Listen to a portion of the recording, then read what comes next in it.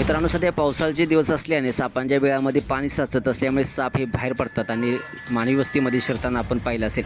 यात काही दुर्मिळ साप आणि काही विषारी साप देखील आपल्याला पाहायला मिळतात. अनेकदा साप वस्तीत शिरून लहान प्राण्यांची शिकार करताना देखील तुम्ही सोशल मीडियावरती व्हायरल झालेल्या व्हिडिओमध्ये पाहिलं असेल. सध्या किंग कोब्राचा असाच एक धक्कादायक व्हिडिओ व्हायरल होता आहे, ज्यामध्ये एक भुकेलेल्या कोब्रानं असं काय केलं की तुम्हाला देखील आश्चर्य वाटेल. चक्क या किंग कोब्रानं 2 बेडकांना एकाच वेळी खाल्लं आणि पुढं मात्र या किंग कोब्राला ते चांगलंच महागात पडलं. त्याला पचवताना त्याची हालचाल देखील होत नव्हती. पुढं त्याच्यासोबत काय घडलं, संपूर्ण थरकाप व्हिडिओ पाहण्यासाठी तुम्ही आत्ताच या SS स्पोर्ट्स या चॅनेलला सबस्क्राईब करा आणि अपडेट राहा. व्हायरल झालेला हा व्हिडिओ एका गावातील आहे, जिथे पावसामुळे सर्वत्र ओलावा झालेला होता. याचवेळी एक भला मोठा किंग कोब्रा ज्याने 2 मोठ्या बेडकांना गिळल्याचं तुम्हाला दिसते.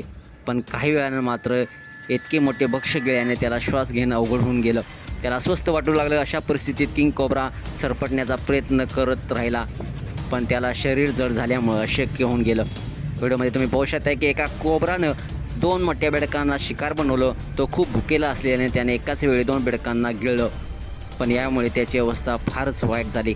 तो पुढे नीट सरपडू देखील शकला नाही. शेवटी न राहून त्याला दोन्ही बेडकांना पोटातून बाहेर काढावं लागलं. व्हिडिओमध्ये तुम्ही पाहू शकता किंग कोब्रा गिळलेली दोन्ही बेडकं तोंडावाटे बाहेर काढू शकतोय. हे दृश्य पाहताना खूपच भयानक वाटते.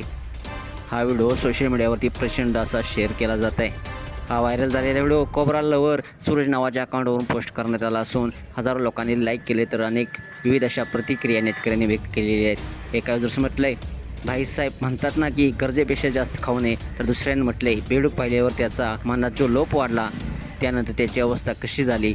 तर तिसऱ्या युजर्सनं म्हटलंय, अतिलोभ ही वाईट गोष्ट आहे. तुम्हाला व्हिडिओ कसा वाटला, तुमच्या प्रतिक्रिया अवश्य लिहा आणि आपल्या SS स्पोर्ट्स या चॅनेलला सबस्क्राईब करायला नक्की विसरू नका. धन्यवाद.